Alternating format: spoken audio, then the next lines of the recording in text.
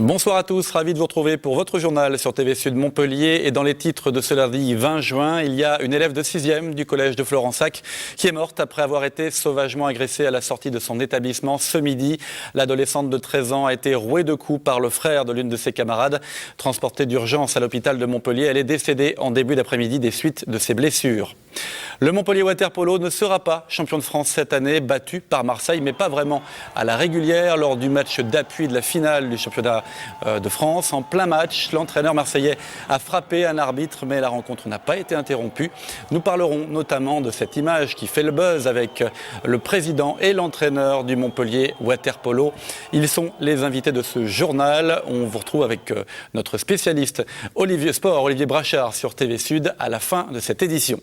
Et puis la 23e Romeria, sous le soleil de Moggio ce week-end, grosse fiesta avec évidemment pas mal de taureaux à découvrir tout à l'heure. Elle avait 13 ans et elle est morte après avoir été sauvagement agressée à la sortie de son collège à Florensac ce midi. L'adolescente a été rouée de coups par le frère de l'une de ses camarades. Transportée d'urgence par hélicoptère à l'hôpital La Péronie, elle est décédée en début d'après-midi des suites de ses blessures. L'agresseur, âgé de 15 ans, a été interpellé et placé en garde à vue. On écoute le procureur de Béziers, c'était il y a quelques minutes à Florensac. L'auteur supposé des faits est interpellé, il a été placé en garde à vue, il a 15 ans. Pour l'instant, ce que nous avons, c'est que c'est lui qui a porté des coups au visage, et la jeune victime est tombée au sol. Donc pour établir le lien de causalité directe entre les coups reçus et la cause du décès, il faut évidemment une autopsie. Ce sont les seuls éléments que je puis vous donner pour l'instant sur le déroulement des faits, qui paraissent parfaitement établis en ce qui concerne la responsabilité de ce jeune, puisque plusieurs témoins ont pu être auditionnés, entendus, à la fois des jeunes, des professeurs, et tous les éléments et toutes les déclarations convergent dans cette direction et cette seule responsabilité. Voilà pour les premiers éléments sur les circonstances de ce drame. Je vous propose une deuxième interview, celle du maire de Florensac, qui avait récemment parlé à la mère de la victime. C'est au micro de Jean Brun. À l'occasion de notre discussion, elle me faisait part que sa fille avait connu une altercation avec la victime d'aujourd'hui. Donc je lui ai conseillé moi de prendre contact avec la famille Figueras, la famille de la victime d'aujourd'hui. Et ça n'a pas été fait. Mais j'ai quand même appelé le papa qui est un ami d'enfance, puisqu'on a le même âge. Et je lui avais demandé aussi de prendre contact avec Mme Jarige. Et ces gens ne se sont pas entendus. Il y a eu des plaintes interposées. Et voilà le résultat aujourd'hui. C'est le grand frère qui est venu régler les comptes. Et Carla, qui était une petite sans histoire, elle n'est plus là. Quelle saison pour le Montpellier Water Polo et quelle déception ce dimanche lors de la revanche de cette finale de championnat de France. Montpellier avait remporté le match retour samedi, mais Marseille a finalement gagné l'ultime combat. Les Marseillais qui raflent le titre dans des conditions incroyables. Retour sur ce week-end complètement fou de Water Polo avec Olivier Brachard.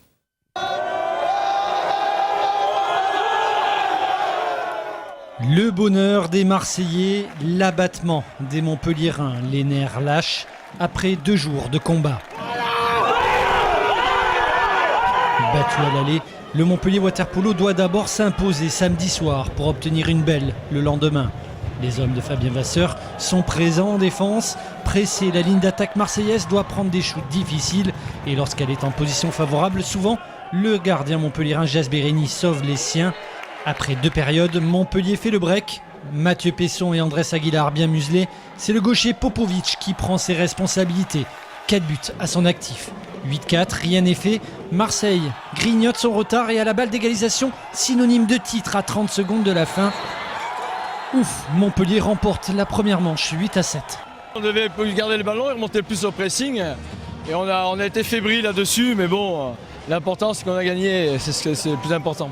On va dire qu'à partir de demain, c'est la finale. Et on est prêt à mourir, on va dire, dans l'eau, quoi. On est tous prêts. Après le combat de nuit, place au combat de jour. La tension est montée d'un cran. Les 2 formations se tiennent au score, mais physiquement dans les duels, les Montpelliérains semblent supérieurs. Les exclusions temporaires se succèdent côté marseillais. 3 buts partout à la pause, plus que 2 périodes pour faire craquer l'adversaire. Poste 5 qui ressort pas, traverse droit, on reste traverse droit et on reste. On chute pas, ça traverse. Sous l'eau comme sur l'eau, la boîte à gifler de sortie, le cercle des nageurs de Marseille mène 6-5 à la fin de la 3e période. Le Marseillais Simon, pas un tendre, prend un carton rouge synonyme d'exclusion, sans remplacement. L'entraîneur de Marseille et de l'équipe de France devient complètement fou et veut frapper l'arbitre. Kovacevic est exclu et étonnamment le match reprend. Contrairement à ce que l'on aurait pu croire, ce sont les Montpelliérains qui sortent du match mentalement. Et en dernière période, il n'y a plus qu'une équipe, c'est Marseille. Victoire 10-5, un 7e titre d'affilée. Ça prouve que Marseille est une grande équipe. Ça prouve que Marseille a une forme de jeu beaucoup plus riche que le nôtre. Même si physiquement elle leur est supérieure, ils ont prouvé que tactiquement ils étaient encore là. Ils se sont calmés, ils sont restés concentrés jusqu'à la fin. Et on voit les grandes équipes dans les grands moments. Aujourd'hui, Marseille a été une grande équipe puisque avec de grands joueurs. Apparemment, ce n'est pas encore notre cas. Après le MHR en top 14 et le MHSC en finale de la Coupe de la Ligue, 3e défaite en finale, ce coup-ci le water-polo. Ça fait beaucoup de désillusions pour le sport montpelliérain. Voilà, et nous reviendrons plus largement à la fin de cette édition sur ce week-end de water-polo à Montpellier. Une grève à la SNCF depuis hier, après l'agression d'un contrôleur. C'était dimanche soir dans le TGV Paris-Montpellier. Le personnel a fait valoir son droit de retrait pendant 24 heures. Toute la journée, le trafic régional a été perturbé. Seul un TER sur 2 a circulé. Aucun problème en revanche pour les TGV et TEOS. Une réunion s'est tenue cet après-midi. Les agents ont obtenu le sauvetage de 6 postes de contrôleurs menacés de suppression. Des discussions vont se poursuivre pour 6 autres postes. Une nouvelle réunion est prévue le 28 juin prochain. En attendant, le mouvement de grève est suspendu. Le trafic des trains devrait revenir rapidement à la normale. On écoute le DRH régional de la SNCF. Un volet de ces mesures concerne la police ferroviaire, la surveillance générale en fait, qui va être renforcée dès la fin de la semaine pour un total de 10 renforts dès le 1er juillet. Dans un deuxième temps, nous allons réorganiser l'accompagnement des trains, c'est-à-dire repérer un certain nombre de trains qui sont plus sensibles que d'autres et placer sur ces trains-là des moyens supplémentaires. Autre mouvement social des salariés de Capgemini Sogeti. Ils étaient une poignée à manifester ce matin devant le pôle emploi d'Odysseum, un des gros clients de Capgemini. Ils réclament des rattrapages de salaire. Le mouvement devient national. Il s'étend à Clermont-Ferrand, Nantes et Bordeaux notamment. Les manifestants ont prévu une autre action devant un autre client de Capgemini, le Crédit Agricole de Moggio. Ce sera le 24 juin prochain. On écoute 2 salariés au micro de Nouria Casacuberta et Romain Brassac. 7 ans et demi où je n'ai pas eu d'augmentation de salaire, juste le minimum des négociations de la convention Syntec tous les 2 ans, donc, ce qui fait que mon pouvoir d'achat a baissé considérablement. Donc en fait, depuis que je travaille pour la société, je perds de l'argent. On n'arrive pas à négocier et au contraire, notre employeur, la semaine dernière, a essayé de nous intimider, a envoyé donc des lettres à plusieurs d'entre nous pour convocation à un entretien préalable à sanction disciplinaire. Voilà, et puis une audience importante devant le tribunal des prud'hommes de Sète cet après-midi. Après le jugement de Dijon qui a donné raison aux salariés de Carrefour pour non-respect du SMIC, le personnel de Ballaruc a saisi la justice pour les mêmes griefs. Carrefour incluait dans le calcul du SMIC le forfait du temps de pause. Une dizaine de salariés avaient fait le déplacement au tribunal aujourd'hui. Le jugement a été mis en délibéré. On écoute un représentant syndical de Carrefour Ballaruc au micro de Louis Tolleron. Il y a plusieurs jurisprudences qui nous donnent raison. Carrefour s'est entêté et continue à s'entêter à déposer des recours, même au niveau national et européen apparemment. Mais bon, à chaque fois, ils ont été déboutés. Donc pour nous, ça va être relativement simple. Et dès que cela sera fait, nous pourrons plaider et demander le juste rattrapage de nos salaires, puisque ça fait des sommes assez conséquentes qui vont de 45 € pour les plus petites sommes jusqu'à 2000 € quand même. Donc voilà ce que Carrefour nous a volé entre 2004 et 2008. Politique, Ségolène Royal était à Montpellier samedi. La candidate aux primaires socialistes pour les présidentielles a fait étape à la Paillade. Elle a été accueillie par des sympathisants mais aussi par quelques opposants. Une candidate plutôt difficile d'accès, comme ont pu le constater certains militants, mais aussi notre envoyé spécial, Michael Briffaut. Une atmosphère de fin de meeting houleuse pour la candidate aux primaires socialistes. Au cri de Ségolène, casse-toi, la paillade n'est pas à toi, une demi-douzaine de militants du quartier sont venus perturber le discours de la présidente de Poitou-Charentes. Ils lui reprochent des déclarations qui, selon eux, stigmatisent les banlieues. On vient aussi contester tous les propos qui ont été tenus, par exemple en 2016 sur les femmes voilées, en disant que femmes voilées, femmes violées, femmes excisées. Donc nous, ce qu'on dit, c'est que nos mères, elles sont voilées, elles sont ni violées ni excisées. Et aussi par rapport à des propos qu'elle a tenus sur la sécurité dans les quartiers, en disant qu'il fallait envoyer les casques bleus. Et nous, on lui dit de venir voir que c'est pas les casques bleus qu'il faut, c'est plus des éducateurs, c'est plus des moyens. Ségolène Royal, qui s'érige en candidate des quartiers populaires, a refusé de rencontrer les militants. Elle a ignoré nos questions. Vous attendiez un accueil si mouvementé ? Elle a assuré ne pas vouloir laisser le champ libre à ce qu'elle qualifie comme des intégristes qui n'ont pas leur place dans la République française.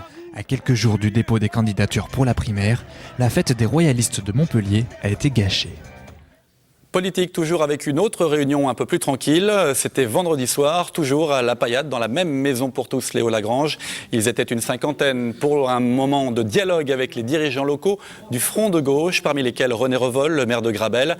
L'occasion de relancer un mouvement qui avait été initié au moment des élections cantonales, le Front de gauche des quartiers populaires, notamment initié par Mohamed Bouklit, qui avait mis en ballottage le président socialiste du Conseil général, André Vézinet.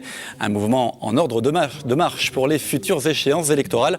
On écoute Mohamed Bouklit, porte-parole du Front de gauche des quartiers populaires. Nous comptons donc nous engager avec l'ensemble des composants du Front de gauche lors des élections législatives à venir, mais aussi à l'échelle nationale, en lançant dans quelques jours un appel national pour que l'ensemble de la gauche, l'ensemble des femmes et des hommes politiques de gauche prennent en compte cette question des quartiers populaires lors des prochains enjeux, en particulier donc pendant l'élection présidentielle. Et donc pour ce faire, nous organiserons à l'automne des assises nationales des quartiers populaires pour rassembler l'ensemble de ces femmes et de ces hommes qui répondent à cet appel national.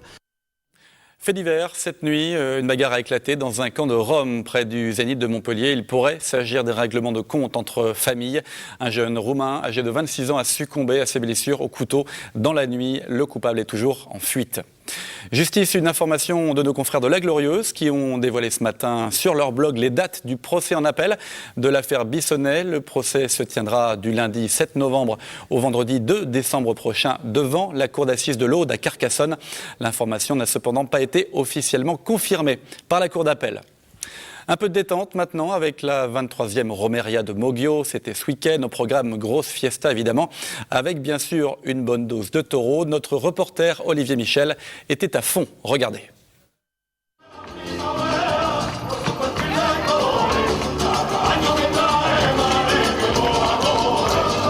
Voilà 23 éditions que le flamenco et les sévillanes font le succès de la Romeria del Encuentro.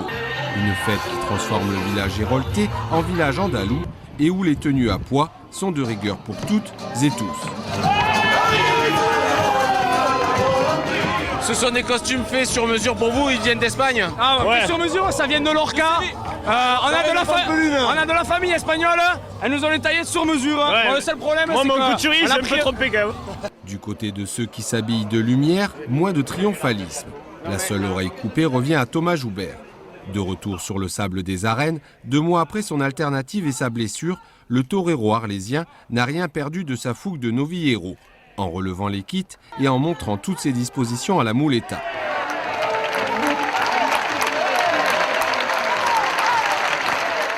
Il a même conjuré le mauvais sort en débutant par 2 fois ses faenas au centre de la piste. La course avait beaucoup de qualité, mais juste de force. Du coup, c'était difficile pour les taureaux de retoucher une faine. Il fallait vite leur monter dessus si on voulait pouvoir prendre une oreille. Et voilà, je suis déçu que ce 7e taureau, au moins bien le tuer pour peut-être avoir un peu plus, je sais pas. À ce niveau-là, c'est les oreilles qui comptent malheureusement. Vous teniez absolument à commencer au centre, c'était important ça? Oui, au premier taureau, oui, c'est... On dit quand on tombe de vélo, il faut remonter et voilà, c'est comme ça. Face à un lot de Sotillo Gutiérrez présent sous le fer mais qui s'éteignait vite, Morenito de Aranda et Javier Cortés auraient pu légitimement couper une oreille chacun s'ils n'avaient connu ses échecs avec l'épée.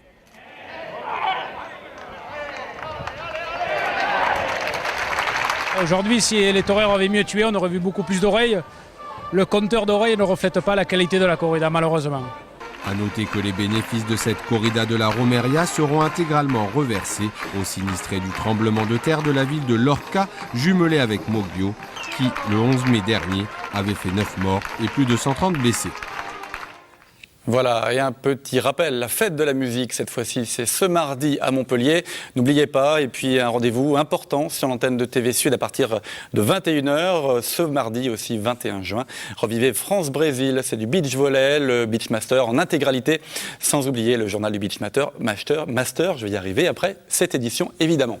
Et puis une image, c'est la dernière campagne de pub du MHSC, réalisée par l'agence Wonderful. Je vous laisse découvrir plusieurs variantes de cette nouvelle campagne de pub du MHSC. Nous l'évoquions en début de journal, le Montpellier Water Polo, malgré sa superbe saison, a échoué face à Marseille lors du match d'appui dimanche de la finale du championnat de France. Une image, malheureusement, va probablement laisser des traces. C'est l'entraîneur marseillais qui pète les plombs, on peut le dire, Olivier Brachard. Oui, là, les images parlent d'elles-mêmes. En fait, après un carton rouge attribué à Simon, le joueur de Marseille, on voit Kovacevic, là, Pétard, c'est son prénom, justement, il est en pétard et vous allez voir. Bon, c'est une vidéo qui fait le buzz, hein, Olivier. Presque 14 000 vues déjà sur Internet. Ah oui, sur Internet, ils en parlent sur RMC, sur Moscato Show, ils en parlent sur BFM TV, etc. etc. Et ça donne pas, hélas, une bonne image du water polo français. Donc Christophe et Fabien, Christophe, vous êtes le président du Montpellier Water Polo, Fabien l'entraîneur. Commentaire sur ces images-là de cet entraîneur national également, parce qu'il c'est aussi l'entraîneur de l'équipe de France. Oui, je crois que ce sont des faits graves pour le water polo et pour le sport en général. On entend souvent parler de ce qui se passe dans le foot, des fois dans le rugby, dans tous les sports. C'est la première fois que ça arrive dans le water polo et moi je vis ça un peu comme un drame parce que ça devait être une fête. Les Marseillais et les Montpelliérains avaient joué jusque-là un match rugueux mais correct. Et on a vu Petar Kovacevic s'énerver, derrière un joueur qui a insulté aussi l'arbitre, il faut le noter, et un élu marseillais qui a voulu aller sur l'arbitre et qui s'est fait arrêter par l'entraîneur adjoint marseillais. C'est dommage parce qu'on aurait pu parler du water polo autrement que dans ces moments-là. Alors Fabien, le match aurait peut-être dû être arrêté, c'est ça ? En général, le match est arrêté quand il arrive un incident comme ça. Ça dépend parce qu'il y a plusieurs règlements, mais bon, apparemment, quand il y a un incident comme ça, je pense que ça aurait dû être arrêté. Mais bon, c'est vrai que c'est bien de l'avoir continué. C'est dommage pour nous parce que justement, je voulais pas qu'il rentre dans la provoque parce que les mecs étaient sous tension et je voyais que l'arbitre, se fait bousculer, donc c'est pas évident. Je pense qu'il y avait surtout une pression du côté de Marseille, parce que quand on voit le nombre de dirigeants qui sont derrière lui. Je crois que lui, il est entraîneur d'équipe nationale aussi en plus. J'admets pas ça, mais c'est vrai qu'il y a tellement de monde autour de lui pour lui mettre la pression que je pense que c'est pour ça qu'il a craqué. Mais la suite de cette affaire, il risque quand même lourd, Kovacevic. Je dirais que c'est maintenant la problématique est dans les mains de la Fédération française de natation, puisque c'est elle qui gère le championnat de water polo. J'espère que la fédération, je pense qu'elle va sanctionner le... Qu'est-ce qu'il risque ? Un an d'exclusion des bassins, c'est ça ? Un an, voire plus. Voire plus, mais au-delà de ce fait, je dirais, c'est toute une problématique du sport et du water polo qui est un sport collectif, où il faut que maintenant la fédération mette les moyens au niveau des arbitres pour bien les former, pour que ce genre de choses n'arrive plus, et je dirais enrayer le fait que les esprits s'échauffent avant d'arriver à des choses comme ça. Bon, alors on revient un petit peu au jeu. Ce titre vous échappe, et pourtant vous étiez dans une position super favorable, car vous aviez terminé premier de la phase régulière du championnat. Vous aviez donc l'avantage de recevoir Marseille au match retour en finale, et également de faire ce match d'appui à Montpellier, à Antigone. Et là, c'est pas passé. Pourquoi c'est pas passé avec un jour de recul, Fabien ? C'est pas passé parce que je pense que le premier match, je pense qu'ils avaient un joker par rapport où vous nous avez battus déjà chez eux. C'est vrai qu'on les a battus le samedi soir. C'était déjà houleux, c'était déjà assez physique. L'arbitrage a bien tenu le match parce que on dit toujours les arbitres, mais c'est vrai que l'arbitrage a bien tenu. C'est vrai que nous, on a joué plus en zone, ce que j'avais annoncé. par rapport à Marseille. Ils ont joué au pressing, c'est pour ça qu'ils ont beaucoup d'exclus. Et bon, c'est vrai qu'à un moment, je pense que où le deuxième match, on est spectatif. C'est-à-dire quand il se passe ce problème, c'est peut-être de ma faute aussi. Je leur dis de calmez-vous, ne regardez pas ce qui se passe pour pas que les joueurs se mettent en tension. Et au contraire, ils deviennent spectateurs. Voilà, ils deviennent spectateurs. C'est vrai qu'après, peut-être qu'ils avaient peur, je sais pas, hein, je suis pas dans la tête des joueurs. Mais c'est vrai que dès l'instant cet incident où c'était match serré, et on prend 4-0 d'affilée, où ça joue plus, ça attend que ça se passe.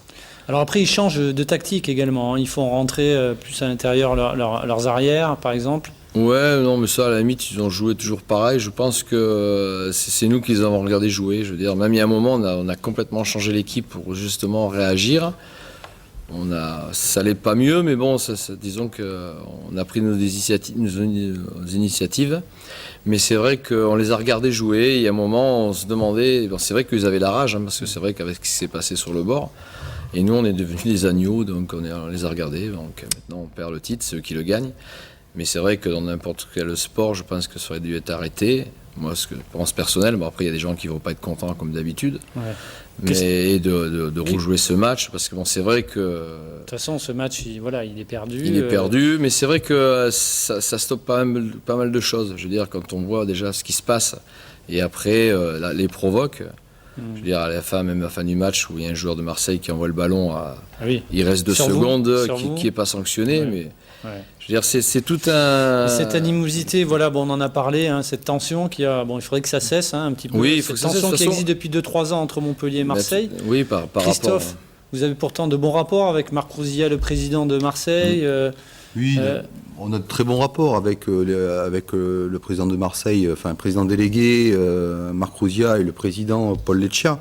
On avait d'ailleurs lu la charte du supporter le samedi soir avant de commencer le match, parce qu'il y a eu quelques petits échauffourées déjà à Marseille, on voulait que ça se calme. D'ailleurs, je tiens à féliciter les supporters montpelliérains qui ont vraiment été exemplaires, parce que ça aurait pu, je dirais, monter.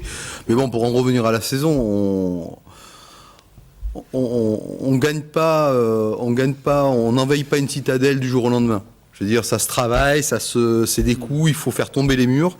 Et c'est vrai que chaque année, de plus en plus, l'année dernière, on a fait 2 matchs, on a perdu les 2 matchs en finale. Cette année, on va les battre chez eux une fois. Et là, il aura fallu 3 matchs pour nous... Justement, les perspectives pour l'année qui commence. On oublie cet épisode rapidement, puis on reste sur le côté fort de la saison quand même. C'est ça l'idée ? Bah oui, je crois que nous, on est... Il faut retenir les points positifs. Bon, l'équipe a bien travaillé. Donc ça, c'est le point positif. Bon, maintenant, il faut retravailler pour l'année prochaine. Avec quelques renforts peut-être ? Oui, pour l'instant, il y a des renforts, mais bon, on ne sait toujours pas, parce que c'est toujours un pareil, c'est un problème de budget. Quelques infos quand même. Mais non, pour l'instant, on est sur 2 joueurs qui sont intéressants, donc on attend, et puis on va voir, parce que je pense que Marseille aussi va se renforcer aussi, pour ne pas se faire peur comme cette année. Et Marseille devra recruter peut-être un entraîneur aussi. Ça, je ne sais pas, je suis pas là. Mais c'est vrai qu'après, bon... Quoi qu'il en soit, il faut retenir la saison qui a été faite et que malheureusement, on a loupé un carton dans la saison. C'était le mauvais, mais voilà, il faut rester optimiste. Bon, on reste optimiste, c'est le mot de la fin. Merci en tout cas à vous d'être venu sur ce plateau. C'est la fin de ce journal. Votre prochain rendez-vous avec l'info en direct sur TV Sud Montpellier, c'est demain à 12h30. Très bonne soirée à tous.